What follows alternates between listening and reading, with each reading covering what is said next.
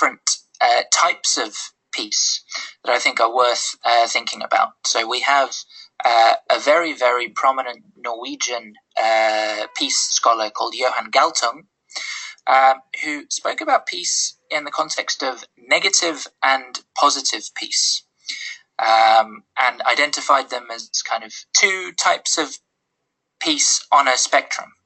So on the one hand, we have negative peace, which is thought of more as peace as the absence of war or the absence of violence.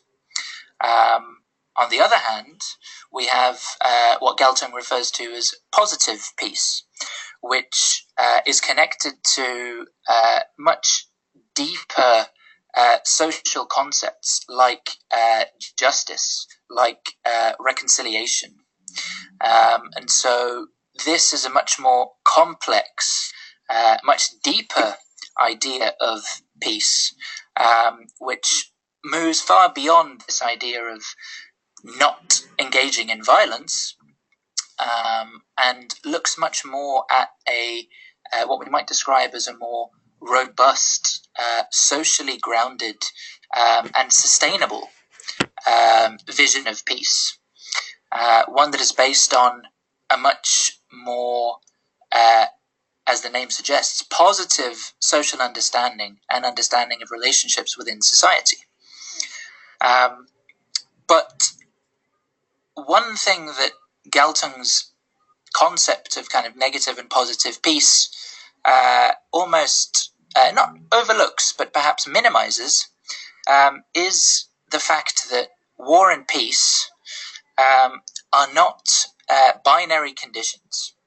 It's not as easy to say that war and peace are exact opposites, because if we think about peace can actually be very violent. And so if we conceive of peace as being an absence of violence, that is a very limited view and understanding of, kind of what peace is. So peace can be violent in a number of ways, because first of all, if we think about peace can be described as nothing but a form of order, a form of social organization and order, and an order which is often upheld using violence. So if we think, for example, of the police as enforcers of the law, often using some level of violence in order to ensure, kind of social cooperation and adherence to the law, we have a violence that can be either, kind of a very overt behavioral violence, or we can have, kind of a violence that is more conceived of as, for example, a punitive justice system, which, according to some scholars, can also be thought of as violent. But even though we have violence in the context of the state and the police and the rule of law, it becomes clear that some violence is deemed to be legitimate, whereas other violence is seen to be illegitimate.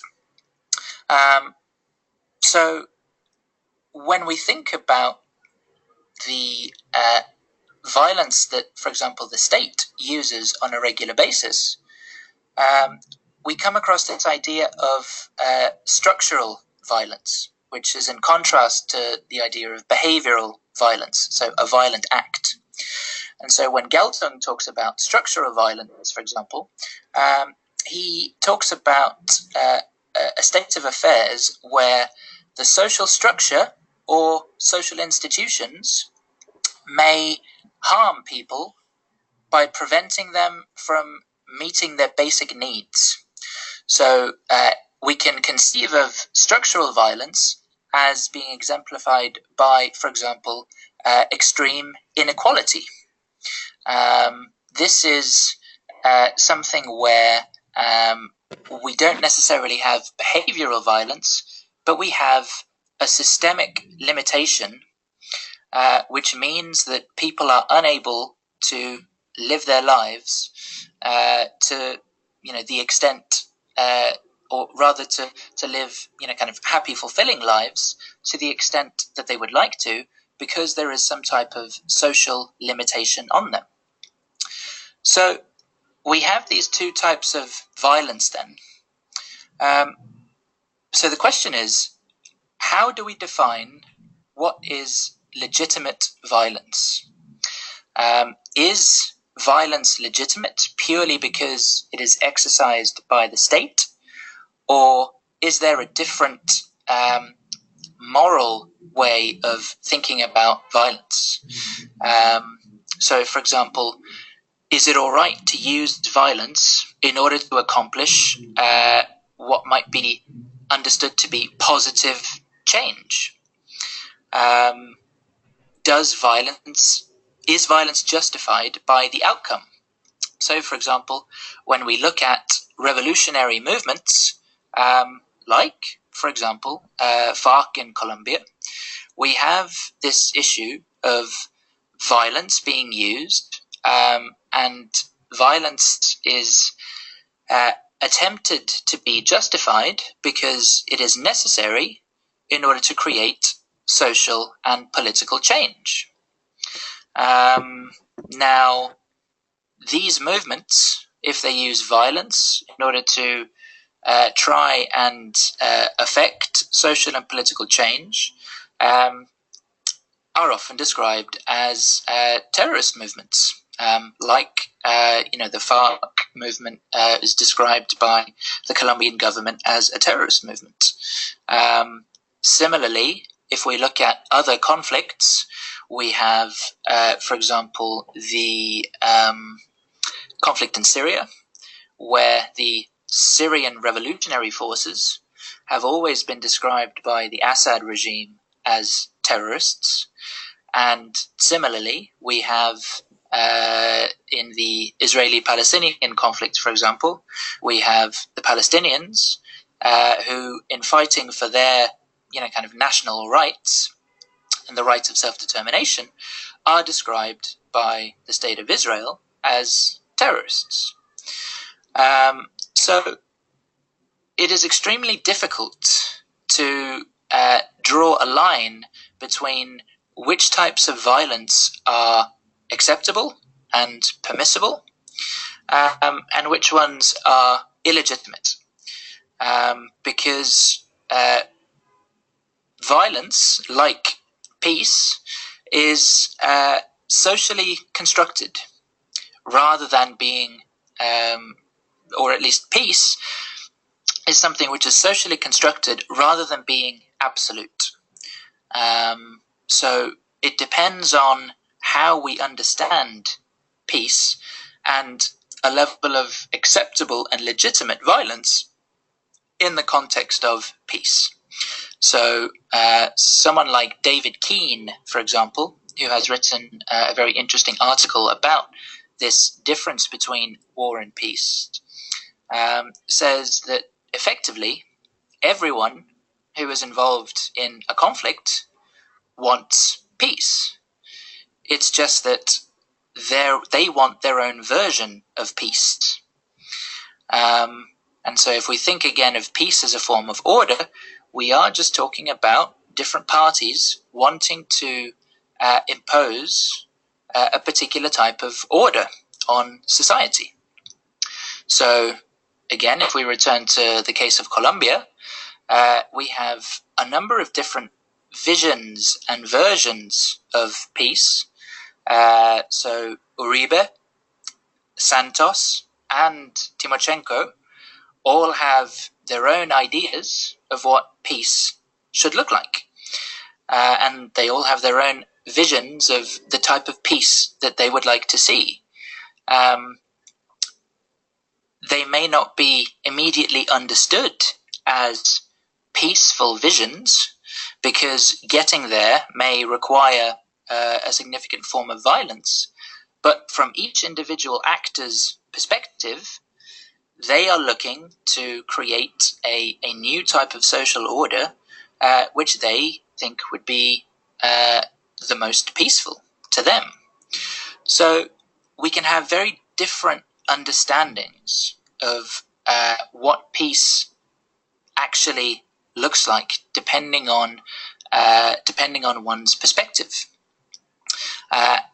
Ideally, and I think this is the way that we think about politics from perhaps from a more Western perspective, is that politics is ideally a system of conflict resolution, where parties are able to discuss their differences and are able to settle their differences without engaging in violence. So if we think about politics as a conflict resolution mechanism, we can perhaps see the different forms of violence that can be inherent in everyday life, and think about politics in a different way. In terms of post-war societies, so societies that are trying to recover from armed conflict, there are, I think, a number of very specific ways in which society can be violent and peace can be violent. And I've identified a few that I think are particularly relevant to the situation that Colombia currently finds itself in. Because if indeed the peace treaty is signed on the 26th of September in Cartagena, and if indeed there is a positive vote in the referendum about the peace deal, then the different actors involved, the government and the FARC, are going to have to try and create peace from a very, very difficult and complicated starting point. So the first way in which I think a post-peace deal Colombia could potentially be violent is due to the presence of what we would describe as spoilers. So spoilers are actors who are involved in the armed conflict, but who do not feel that the suggested peace deal is in their best interest. So they would not be abiding by any peace agreement, and will continue with the armed struggle. So while FARC, for example, has signed or has committed to the peace deal, there are other factions like the Armando Rios First Front, for example, who have, as far as I'm aware, unless something has changed, they have pledged that they will continue to fight. And I also understand that there are a number of other factions, whether from the FARC or from other kind of parties, who are also saying that they will be continuing to fight and not joining the peace deal.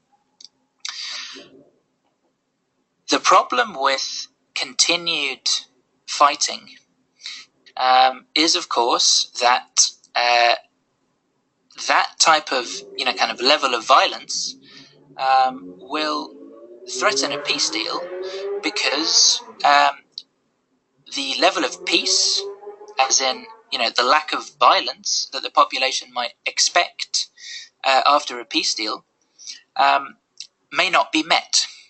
So you can have a situation where you have a number of major actors saying that they are working towards peace and that this is a time of peace. But if the population and the citizens do not feel that this peace deal has actually delivered what they would consider peace, so kind of a lack of violence or the threat of violence, then the population is likely to become very disillusioned with the idea of peace and end violent acts which appear to be connected to any actors in the peace process will serve to delegitimize the peace process and make people question the real intentions of the parties involved. So, for example, most of my personal research is on the Israeli-Palestinian conflict. And what we had in the Israeli-Palestinian context was a case where we have a peace agreement in Oslo in 1993, and then we had a significant number of attacks by both Jewish and Arab Muslim extremists who did not want to see the peace process succeed. And by attacking the civilian populations, they managed to create such a difficult context that any implementation of a peace deal was incredibly difficult to achieve. And so what you have in the context of violence is that people start questioning whether or not this is a deal worth making. And it's very easy to fall back into old patterns of conflict, especially if there isn't a great deal of trust between the two parties.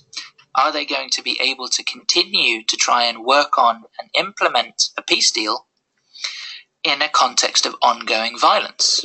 That is very, very difficult. So we have the whole phenomenon of spoilers and, of course, splinter factions, where wings within a particular organization can have very different views on the peace treaty. So as we've seen, there are parts of FARC, for example, who say that they will not abide by the treaty. And if they continue to use violence to work against the peace treaty, that is going to be a very, very serious risk and a very serious destabilizing factor in any type of post-agreement peace context. Another significant factor that I think we have to address is the relationship between fighting violence and organized crime. Because the existing context on the ground is one which is, as you are all undoubtedly aware, very seriously affected by the negative effects of the drug trade. So in the context where we have an organization like FARC starting to disarm, there will be other actors who will be interested in trying to take over the FARC's deal of the drug trade. And so in this context, we can think, for example, of groups like the National Liberation Army, the ELN, who have shown some interest in negotiating, but who also seem interested in continuing to fight and continuing to use violence. Now, drug trafficking is extremely profitable for gangs and criminal organizations like, for example, the Bakrim. And unfortunately, there is a lot of violence connected with control of these drug trafficking routes and control of the industry.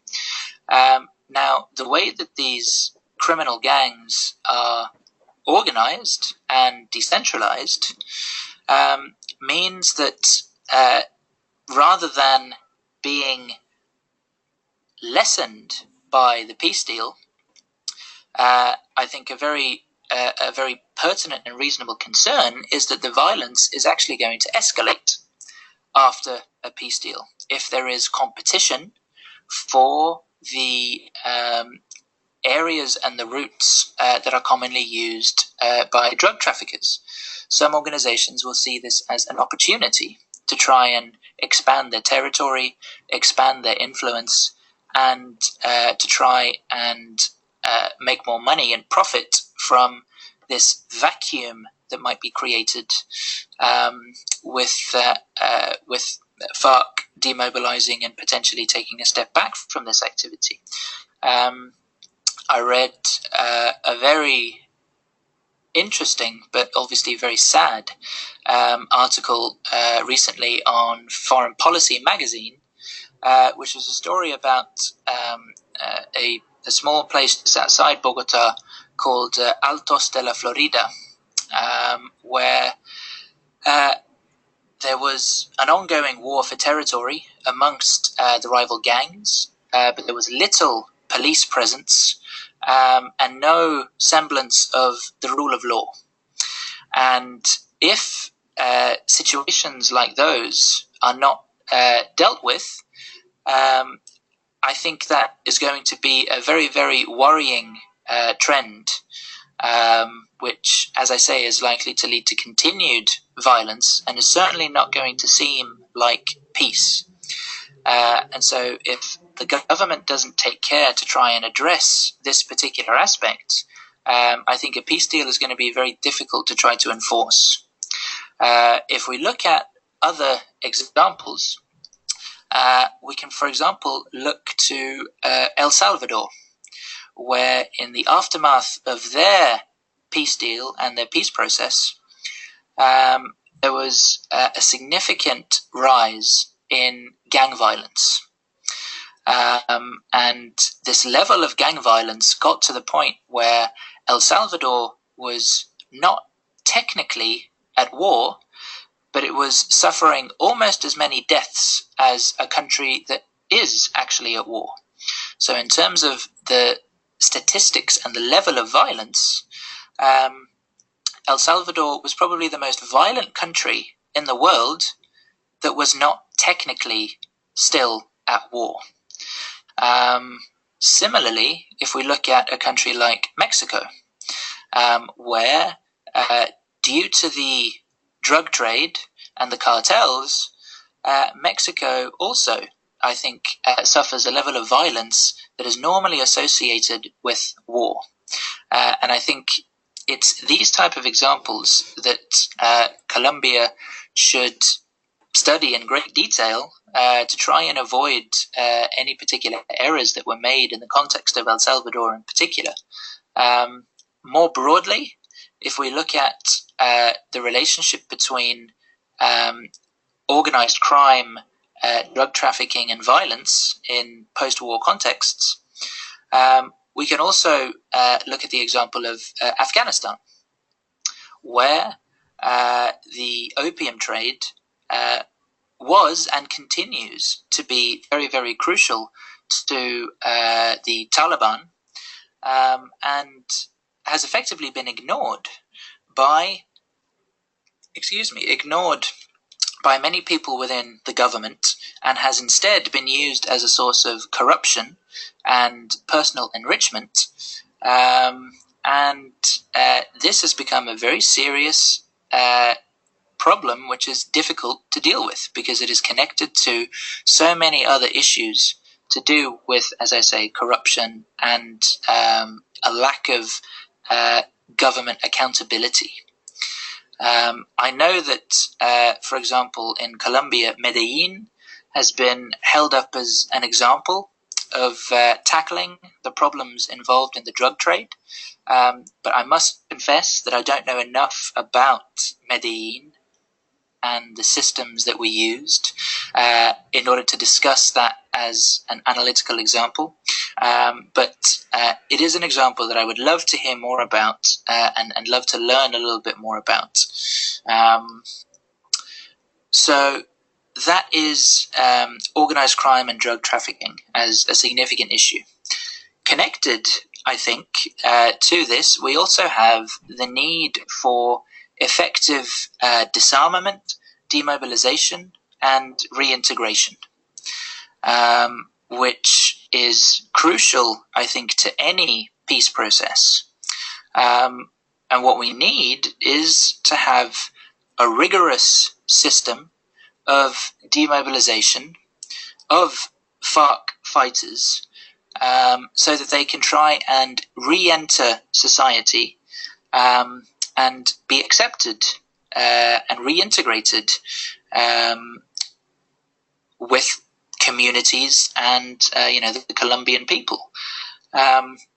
This is obviously a very, very difficult process, not only for the society that needs to try to come to terms with what has happened and try and accept these individual fighters, but also I think for the fighters themselves, because everyone needs to benefit and do well from this arrangement. Because if the fighters don't feel like they have any stake in society, they may well choose to go and join another armed gang, whether that's anything to do with the FARC, or whether that's joining a Bakrim or another kind of type of organized gang to use their skills that they have learned over many years of guerrilla warfare in, for example, the drug trade. So it is a very complicated process, and for a few of, for many, I think, of the demobilizing guerrillas, it is also a very dangerous process, in that the FARC has raised serious concerns about their members being targeted for assassination by other groups, and also by people within the FARC organization who are unhappy with with their decision to demobilize, and so this is, as I say, an incredibly complex process where it's difficult to satisfy everyone, but that there needs to be a level of social understanding that this is indeed the right choice, and there needs to be a commitment to creating jobs for the demobilized fighters, but also, of course, for the communities that they are reintegrating into. Because if there are not enough jobs for the community, and fighters, demobilized fighters, are somehow seen as being given priority over normal people, or if the influx of former fighters means that ordinary members of the community lose their jobs, or if there is competition for wages, which drives wages down, that is going to be very, very unpopular. So there needs to be a very carefully monitored social and economic relationship between the demobilized fighters and the host community, so that everyone can live together and earn a living together, to show that the peaceful path is the one that is actually going to lead to prosperity. Now, the whole issue of reintegrating into society and social acceptance leads us on to another point, which I think is absolutely crucial, and which defines, I think, the way in which peace is understood, and that is the question of justice and transitional justice. I understand this is a particularly controversial element of the Colombian peace plan, where, for example, Uribe and his party are saying that the suggested tribunals are not tough enough, that the members of the FARC are not being sufficiently punished for the actions that they engaged in during the course of the conflict. This is, I guess, in many ways, an understandable position, but again, we are faced with the need to try and think about the complexities involved in something like post-conflict justice, because again, if it's done in a way that groups don't feel like justice has been served, this can be a recurring cause of conflict. So in terms of transitional justice, we tend to think of two different types of approaches. So we have the retributive approach, which seems to be more along the lines of what Uribe and his party are talking about, which is about retribution, and which is about criminal sentences for former fighters, depending on kind of the level of their crimes. But we also have a different approach, which is referred to as a restorative approach, which can be thought of as less punitive and more to do with engaging in a social process between the accused and those who the accused caused harm to, so that they can meet to discuss what happened and to discuss their feelings about what happened, and so that the person who committed a crime can, if the victims want to, for example, meet the victims and either apologize or try and figure out another way in which justice can be served, so that the family feels that justice has been done. For example, we can see in a number of other conflict contexts that through processes of restorative justice, the families of victims in conflict have managed to reach their own arrangements. So, for example, if we look at conflicts in Nepal and Sri Lanka, the families were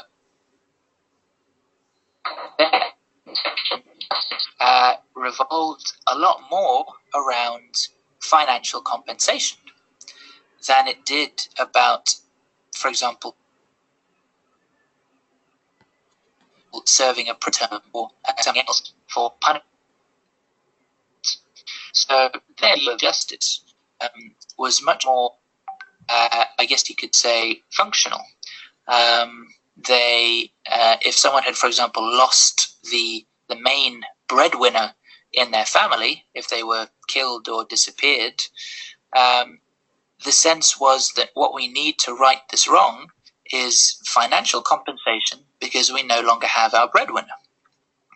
Now that is one potential model for a transitional justice system, but there are obviously very different views about which system is likely to lead to a more peaceful society in the long run, and I think that is something which is largely dependent on the context and is dependent on what the victims feel constitutes justice. But again, we keep coming back to the issue that the victims and those who have committed crimes still need to, on some level, live and operate together in the context of peace. And so if we have, for example, a very punitive justice system, which is perceived as, for example, unfairly targeting one particular group in the conflict. So, for example, if transitional justice only focuses on the FARC, but doesn't, for example, say anything about the massacres and crimes committed by more right-wing paramilitaries, that is unlikely to be understood and received by the country as a whole as a fair and representative justice system. And we have examples from the Balkans, for example, in Bosnia, where one particular aspect, one particular group, the Serbian community in Bosnia, felt that it was being unfairly persecuted in the context of the post-war justice system, and that crimes that were committed by the other side were not being dealt with appropriately and were not receiving the amount of attention that they should. So this is another very, very difficult issue that can help to define a post-peace agreement context. Now, I think for all of these challenges that have been identified, unfortunately, one of the key issues that makes a lot of this possible is money. And economically, I think that this is going to be a very, very challenging peace process for the government to deliver, because all of these programs and, for example, an increase in policing and all the different systems will require a great deal of financing. And the problem as well is that it is not going to be just the short-term financing of either programs or increased policing or justice tribunals. This has to be a very long-term process. And so we need to be talking about a financial arrangement which is going to be able to sustain all of these processes, not just for, say, kind of 5 years, but more like, 15 to 20 years. And given the current financial climate and the economic difficulty that the Colombian government, as far as I understand, finds itself in, with, for example, low oil prices, with an economic prediction which has been readjusted a little bit to be down from what was initially hoped for and expected, there is, I think, going to be a need for a significant external sponsorship and financing of any implementation of a peace agreement. And while that is obviously beneficial on the one hand, unfortunately, money always tends to come with certain strings attached. And so one of my concerns is that because of potential financial interests, the peace process might have to react to either the will or the dictation of a donor about what they would like to see money used for, rather than the Colombian people deciding, kind of which programs should be funded and how that particular money should be spent. Because there is always, I think, this dichotomy between the more homegrown peace process and a very externally driven peace process. And homegrown peace processes are always, I think, the most effective. And while Colombia's peace process has been very homegrown, I hope that does not change in the aftermath of the agreement when we're looking towards implementation, if indeed external funders start getting involved. So I think to round off and to finish and to sum up, if we want to try and create what Galtung describes as a positive peace, there are a number of crucial social and political grievances that need to be addressed, and they need to be addressed in such a way that all sides of the conflict feel that they have been fairly treated. So another scholar, Jean-Paul Lederac, emphasizes the social processes that is required for peace, and the fact that these processes need to happen at every layer of society. They need to happen at the elite level, they need to happen at the mid-level, and they need to happen at the grassroots level. Because any peace process that ignores the people at the bottom, for example, and is exclusively focused on the elite level is not going to succeed. And so, more than peace just being the absence of violence, we need peace to be something which offers opportunity for all members of society. Now, this is the challenge, because obviously the changes that peace involves will inevitably disenfranchise some people. There are some people who are not going to be happy with this. So it is maybe a question of how those issues are dealt with and how a peace process can be made to try and work for the interests of everyone, so that everyone feels a part of it, that is really, really crucial. It'll be really interesting to see what happens in the referendum, which I understand is scheduled for October.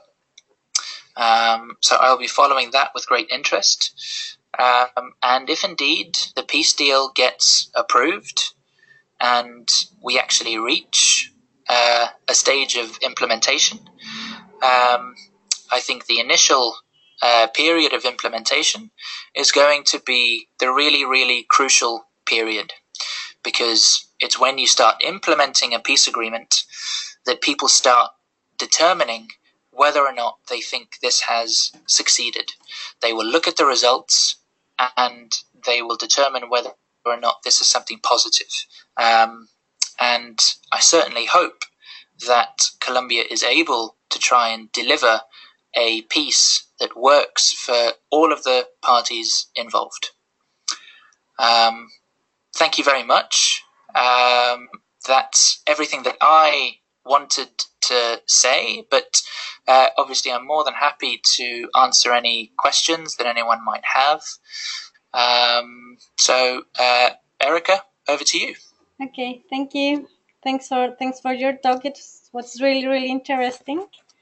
Thank you. I can see that there's some people asking questions, but I know you cannot see my screen, so I'm gonna read them for you. Is that okay? Yeah, sure. Let me check. So I'm trying to open them as well. 1 second. Sure, sure.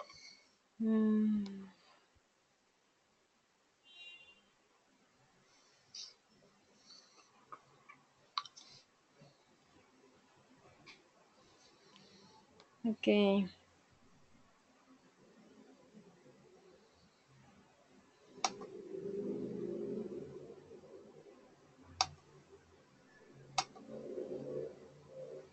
So Camilo Peña is asking, reconciliation is a concept related with the peace. I want to know well, let me check. I want to know different experiences about reconciliation in different countries. Currently, with the plebiscite shows that in Colombia we are so far from a real reconciliation.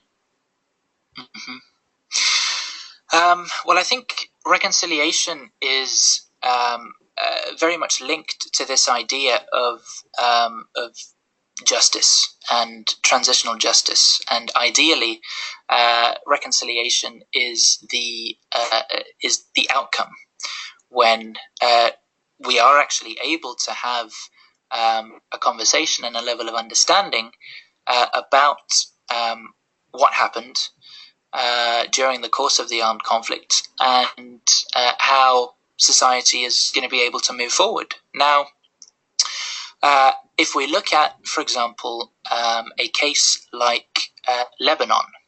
So Lebanon had a very brutal civil war from 1975 to 1990.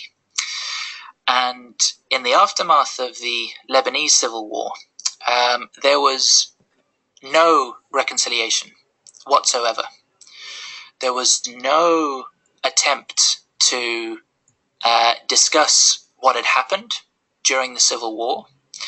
There was no official inquiry into deaths or kind of disappearances or crimes committed or anything like that. The government decided that it would be too painful and too risky to the peace agreement if they were to start talking about responsibility for certain crimes.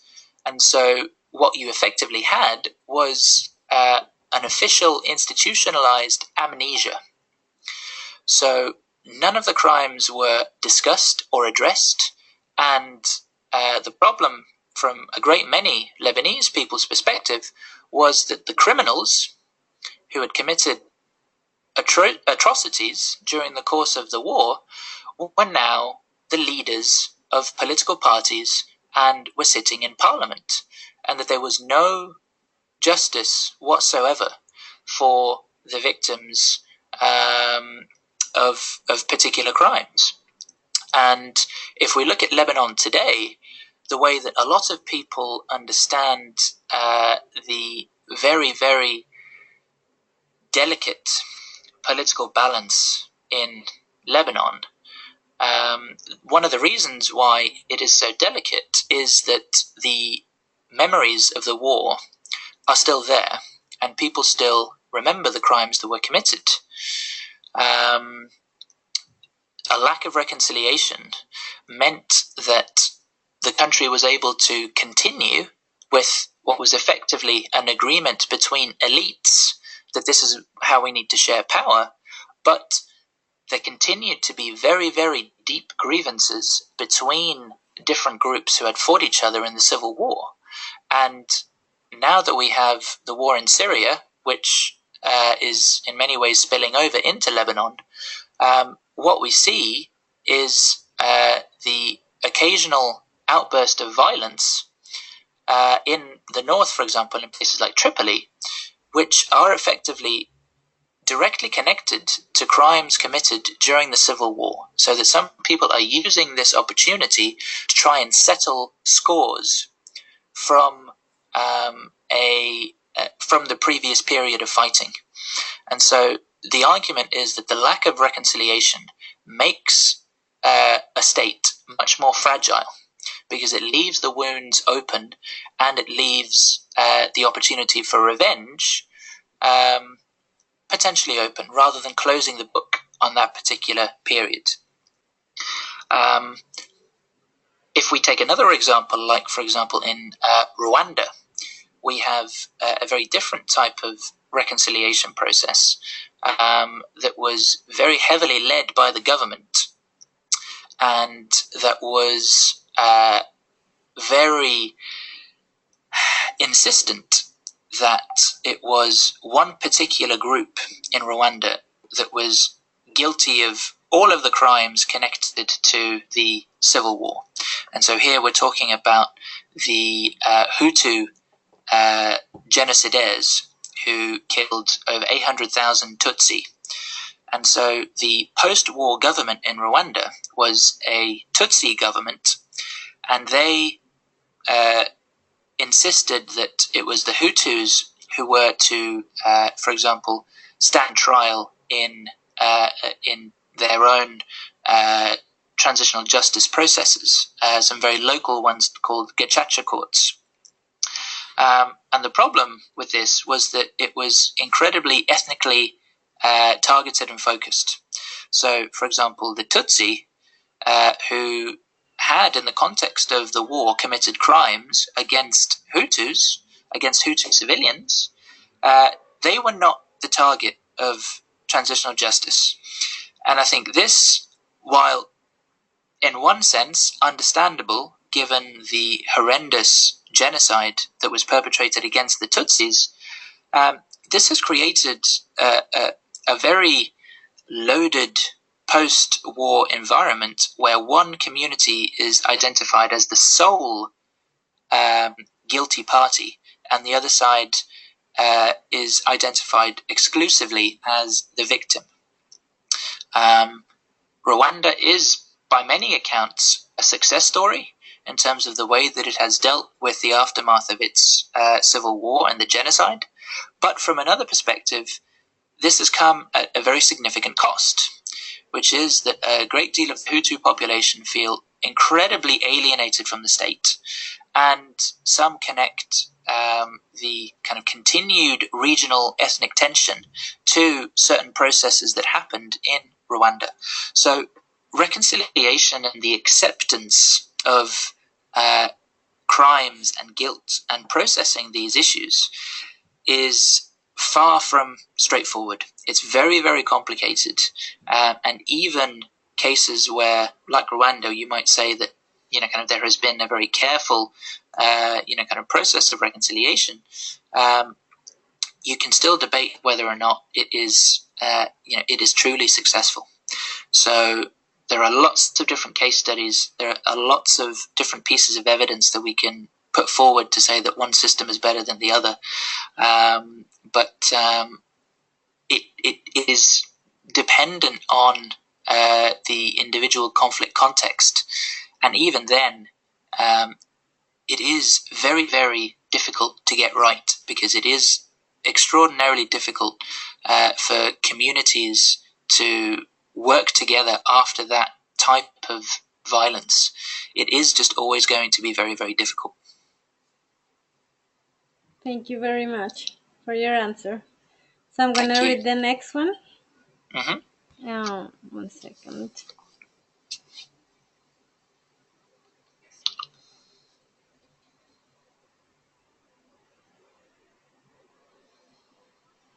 So it's Edward Velasquez, and he says, "Hi, just wondering what's your opinion about Bacrim, that is VACRIM, as a third part involved. Thanks." So as far as I understand the Bacrim, and as I say, I'm not a Colombia expert at all, so this is just my understanding. But the Bacrim are, again, in my understanding, effectively criminal gangs who are operating somehow within the conflict, but also outside of the conflict. So I think they are a very, very difficult actor to address and to engage with, because on the one hand, you can think that they are a party to the conflict, and so they need to be either included in a peace treaty, or they need to be addressed in the context of the peace deal. But from another perspective, you can view what the Bacrim are doing as essentially just crime. So whether we consider them parties to the conflict, or whether we consider them as almost external criminal elements to the conflict. And maybe this touches again on this idea of the distinction between crime and terrorism. So terrorism is often defined as violence being used for a political purpose. But if the Bakrim aren't using violence for a political purpose, but they're using it in order to intimidate, to threaten, and to gain kind of territory or power,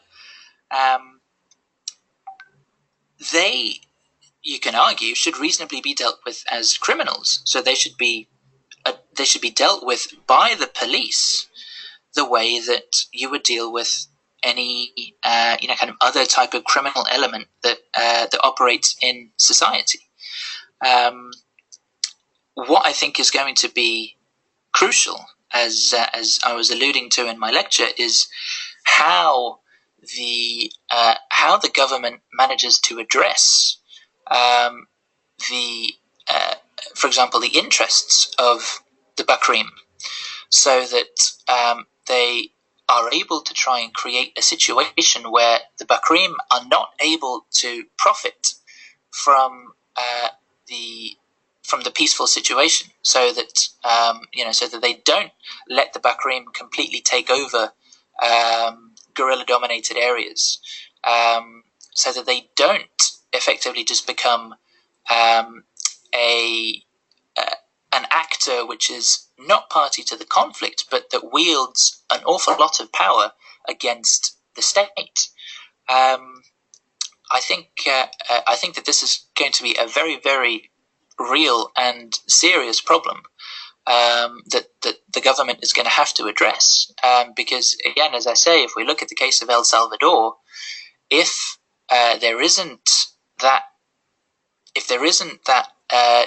real commitment to try and tackle this issue, the Bakrim certainly have the possibility of generating a lot of violence and creating a situation that the government might not be able to cope with, and that can completely get out of hand. So, in answer to your question, I think the Bakrim are incredibly dangerous third party in this particular process, and it's extraordinarily difficult. But there needs to be some type of coordinated strategy to try and deal with the violence that gets perpetrated on the one hand, to try and deal with policing, but also to try and disincentivize youth and demobilized combatants joining the Bakrim. So the government needs a multifaceted approach to this issue, because I think it's not just policing, it's not just enforcing the rule of law, it's also socially trying to prevent easy recruitment into the Bakrim and try and make that a much less attractive option for the population. Okay, thank you very much for your answer. Let me see what's the next question.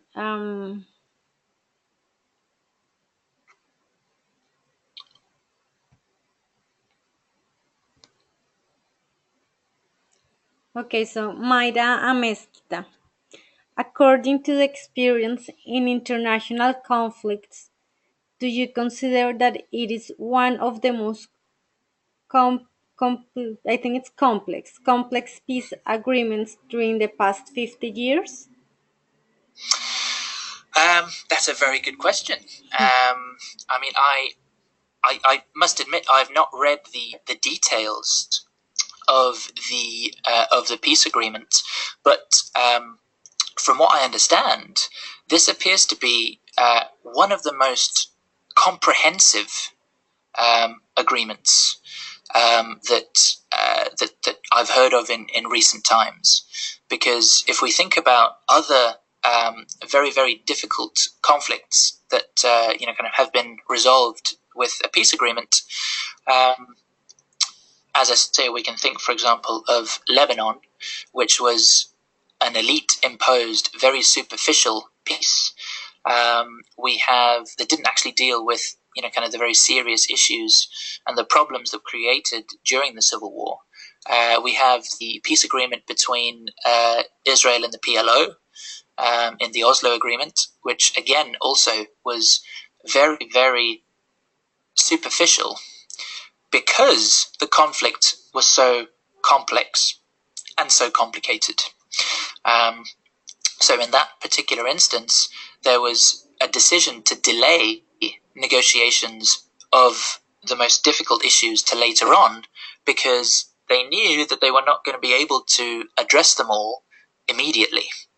And what then happened, as you're no doubt aware, is that the peace agreement completely unraveled, and there was renewed violence, and the conflict erupted all over again. So I think, in one sense, Colombia has really achieved something remarkable, because as you know, I've suggested in my talk, and as your question suggests as well, the conflict is so complex and so complicated, and has developed over so many decades, that there are so many issues that need to be addressed. And this is everything from the basic origins of kind of the FARC grievances with land reform and land redistribution. All of those issues appear to have been on the table and appear to have been discussed. And as I say, I've not read it point for point, but it seems like there has been a very deliberate, concerted effort to try and deal with every issue that needs to be dealt with. So it's not like very, very important problems have been left to one side. And I think that is evidence of the seriousness and the commitment of the parties to this particular peace process, and that despite all the difficulty and despite ongoing violence within the country, they have continued to negotiate in Havana and to continue to try and make a success of this particular process. So it is going to be a very, very complex agreement, and implementing that agreement is going to be very, very difficult. But I think it's such an amazing, remarkable achievement that kind of they have managed to reach this point while still discussing a lot of the most difficult issues. So I think, as far as peace agreements go, this is impressive in its complexity and its breadth in trying to address kind of these decades and decades of grievances. Yeah, that's true. Thank you very much for that. Thank you. Let me see.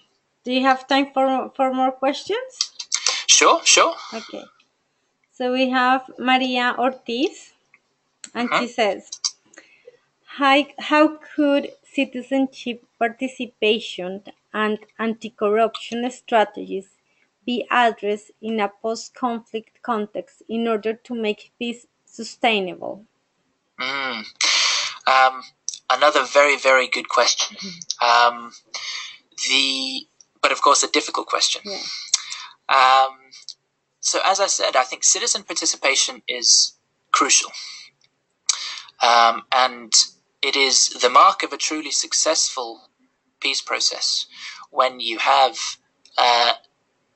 normal citizens, the grassroots, engaged in the implementation of the peace process. And of course, anti-corruption is going to be one very difficult part of that peace process.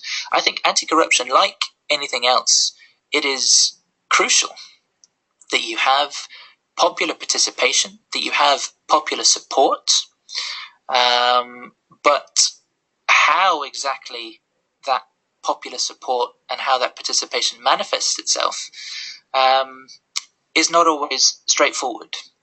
I think corruption is one of those issues that tends to plague a lot of post-war environments, and unfortunately, I think I can only really think of negative examples of corruption in post-war contexts. For example, Kosovo continues after its kind of war with Serbia to be completely riddled by corruption. And corruption is a very significant obstacle to a lot of economic development. I think the problem is that corruption exists because some people feel that it needs to exist. But if people demand accountability from their politicians, if people say that I don't care who you are, I don't care that you are, kind of an elected official or, the leader of this country or someone who wields an awful lot of, kind of local power. If there is a concerted effort by the people to stand up and say, corruption is not acceptable because ultimately corruption damages the lives and the prospects for social advancement of ordinary people. Now, the problem is, how do the grassroots make their voices heard, and how do you have any type of impact on what is often a very closed political system? I'm afraid I don't really have a good or encouraging suggestion, apart from that. Yeah, I think people need to, even though it is difficult to do, and it's very difficult to be brave, because of course the people who are involved in corruption are probably likely to be happy to use violence in order to try and continue to protect kind of their own corrupt interests. But I think the people have to, as far as possible, stand up and make their voices heard, and let authorities know, and to let politicians know that this is not something that is acceptable. We can also, for example, think about ways in which communities can try and monitor corruption. If there is some type of mechanism that could potentially be created to report corruption, and so that it can be reported secretively and anonymously in order to try and protect the identity of people who are speaking against it, I think that would be a very positive development. If that's something that the government would be able to institute. But on a very day-to-day level, I mean, it's far easier said than done. But to try and make a conscious choice not to participate in activities that are linked to corruption, or if there are types of commerce that are normally associated with corruption, to, as far as possible, not participate in those types of systems, so that it becomes a less profitable activity. But look, this is an ongoing and a very, very common problem in a number of post-war contexts, and unfortunately, it isn't one to which there is kind of a ready answer, because it depends on a great deal of commitment, which of course is sometimes difficult to get from the authorities. But I would say that the first thing that authorities need to do in a post-war context is to take corruption seriously, because if corruption is allowed to start as a post-war system and it becomes normalized, I think it is that much more difficult to try and eradicate and to uproot. And so I think it's an issue that needs to be addressed from the very beginning, and not as an afterthought. Yeah. Thank you very much for your answer. Thank you. Okay, let me check the next one. It's Jason Riveros. He's asking, in the study cases that you have been analyzed, The transition of the conflict to the post-conflict requires an administrative reorganization of the state at their organizations. Mm-hmm. Okay, so we're talking about institutions. So one of the main challenges that kind of states face in post-war context is to try and, in some cases, rebuild the state and the institutions involved, and in other cases, you have to kind of start building from scratch.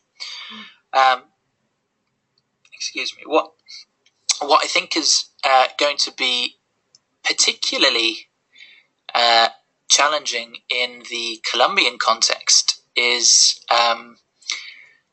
getting acceptance of the former FARC members and leaders and their participation in mainstream politics.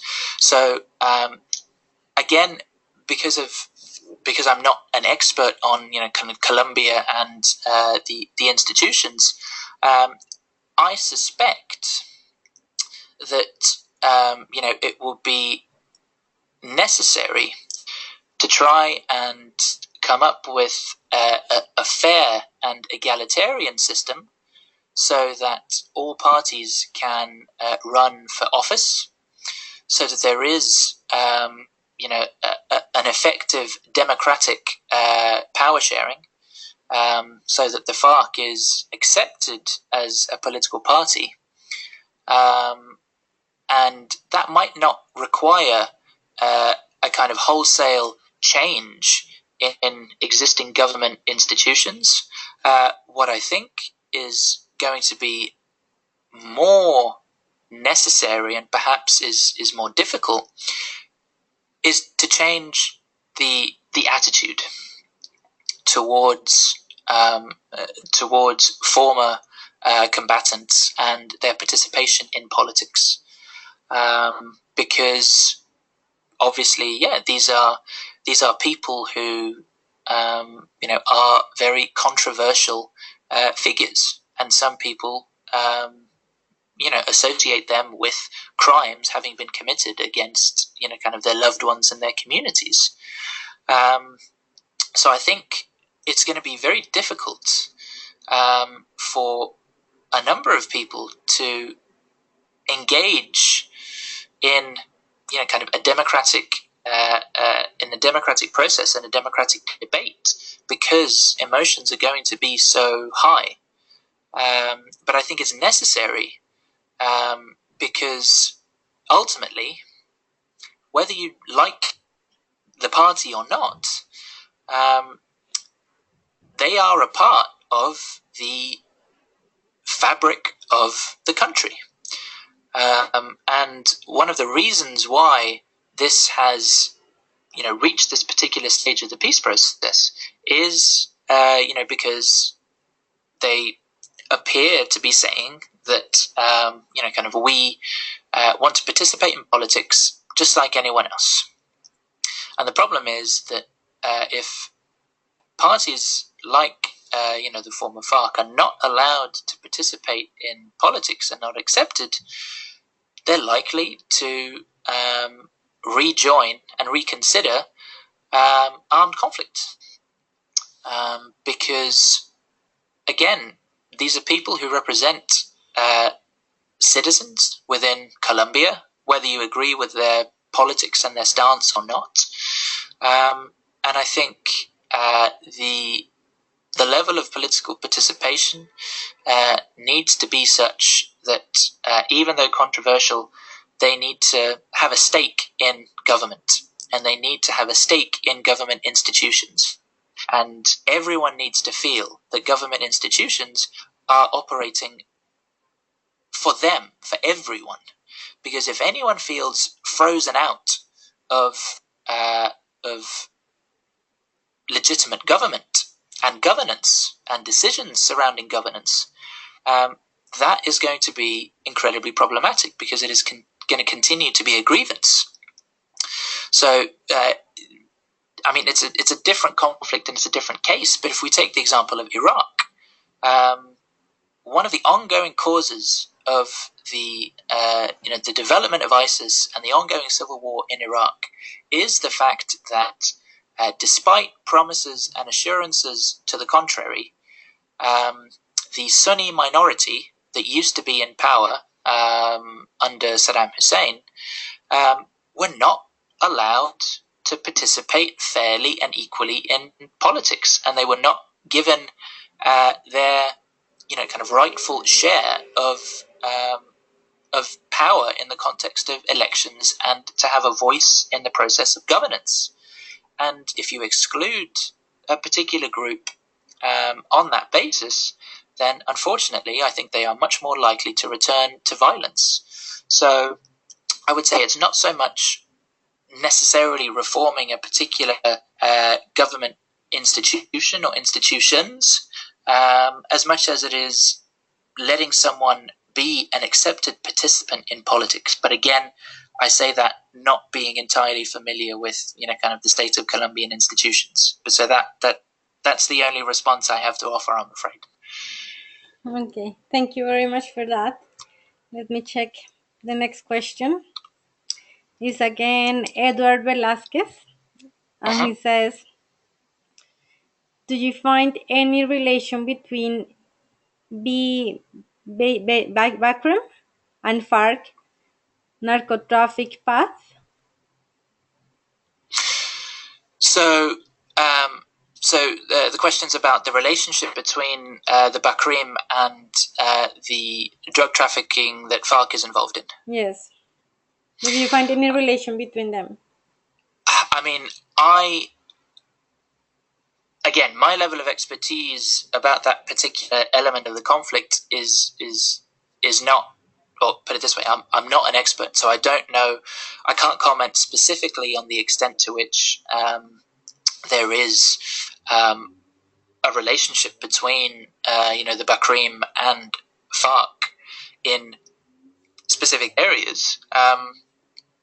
But look, what I'll say is this: I would be incredibly surprised if there was not, on some local level in certain areas, a relationship between FARC and Bakrim. What we tend to see in the course of this type of conflict is that you have actors working together because they have a shared interest. And I can only imagine that at some point or another, there would have been a shared interest in certain locations between the Bakrim and the FARC, whether it was the Bakrim effectively working for FARC, providing security or something like that. If there was some shared interest, I would be surprised if there wasn't some level of cooperation between them in certain areas. But like I say, that is just what I suspect on the basis of what we know from other conflict zones, like, for example, in the Balkans, in Bosnia, where there was a significant relationship between the between Serb paramilitary forces and organized crime, to the point where in certain places they were one and the same, that you had an organized crime gang that was operating as a paramilitary. And so I think what is also going to be particularly interesting and dangerous is the extent to which there is going to be any cooperation between FARC and the Bakrim in the context of FARC demobilizing. So, for example, is FARC going to sell certain territories and certain influence to particular Bakrim? Are they effectively going to say, this piece of territory or this transport route in the drug trade is up for sale? We'll sell it to the highest bidder. Because that, again, would be a case where the interests of the FARC and the Bakrim might overlap. and they can effectively just reach a business agreement about who takes over control of a particular territory that FARC may abandon or disarm in. So, yeah, like I say, I wouldn't be surprised if there has been some examples of kind of local cooperation, but I think it is one of those issues that that the government is going to have to try and deal with, and it will require, I think, a great deal of good faith on the part of the FARC.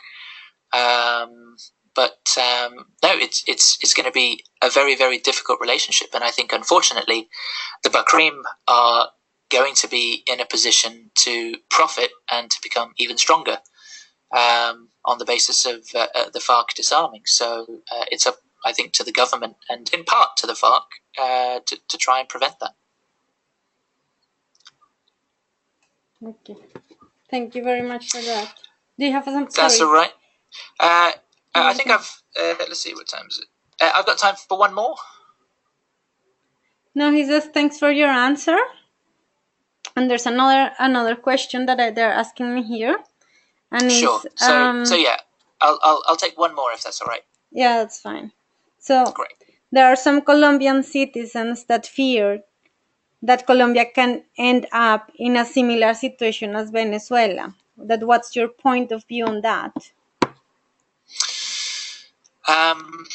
Well, again, this might be an unsatisfactory answer because of my lack of knowledge of Venezuelan politics, but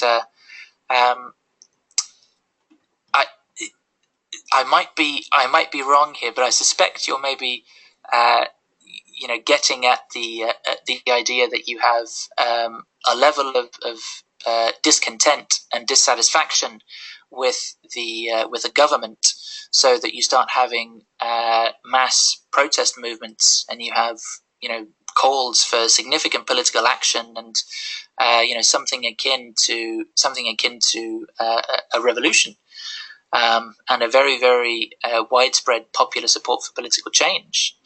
I think that unfortunately that is a possibility, depending on how the peace process turns out, and whether or not the majority of the population is satisfied with the end result of the peace process. But I think perhaps as I was suggesting in an earlier answer, that one of the important things from my perspective is that there's a democratic process, and that democratic process is functioning and is respected, because as I said in my lecture, I think politics is a system of conflict resolution in a very kind of civil manner, and if you have a political system where you can have disagreement, and you can have orderly elections, and you can have orderly transitions of power, that is, I think, the type of post-war system that is the most promising in terms of peace.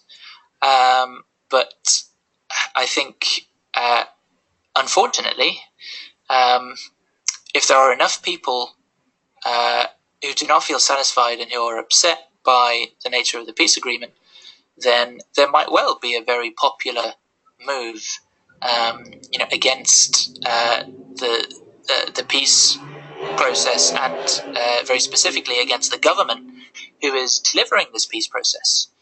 And what we've seen in previous peace processes, for example, again, I refer back to the Israeli-Palestinian conflict, which is where you had a very, very strong and unpleasant political campaign that was waged against the Yitzhak Rabin government in Israel, the Israeli government who signed the Oslo Accords with the Palestinians, and the right-wing Israeli camp that was against the peace process.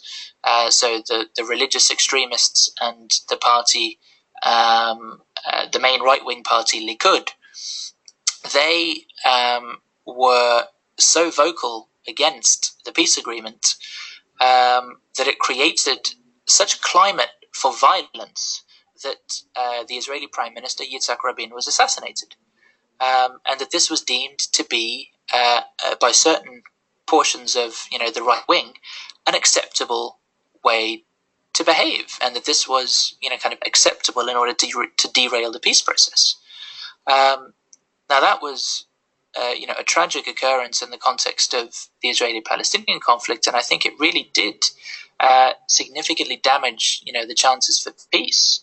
So my hope is that even if there is disagreement, which I can only imagine that there will be, that disagreement is able to be channeled in a peaceful way, and that we don't see either a return to conflict or any type of kind of political violence, because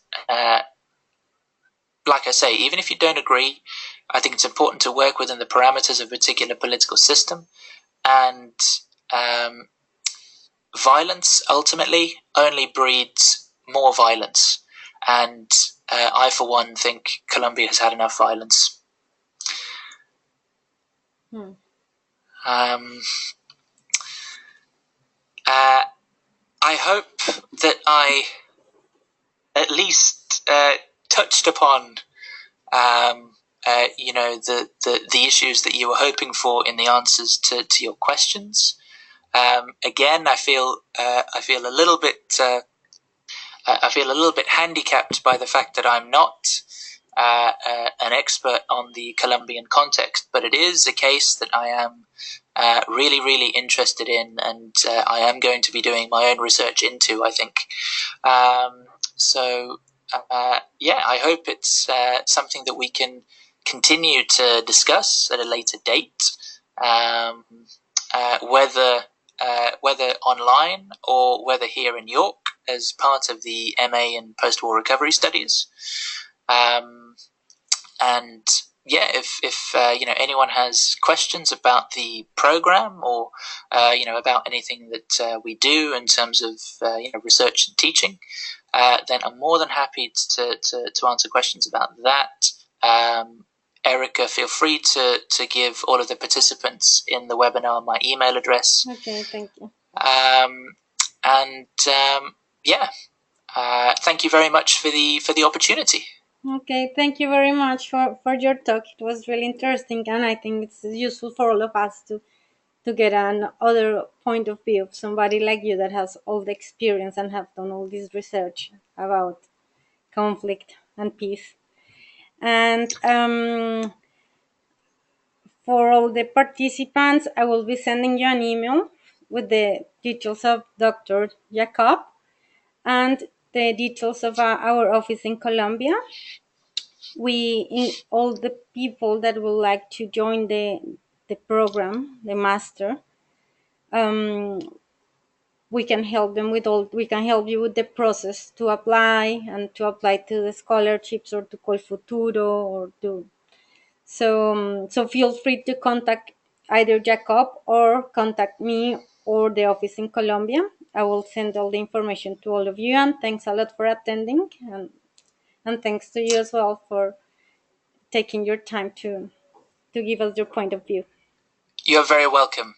Thank you, Mary. Thank you very much, Erica, and thank you to all of our participants as well. Thank you for listening. You're welcome. And thank you for your excellent questions. Thank you for your excellent answers. Okay, see you. Thank you very much. Bye. Bye-bye.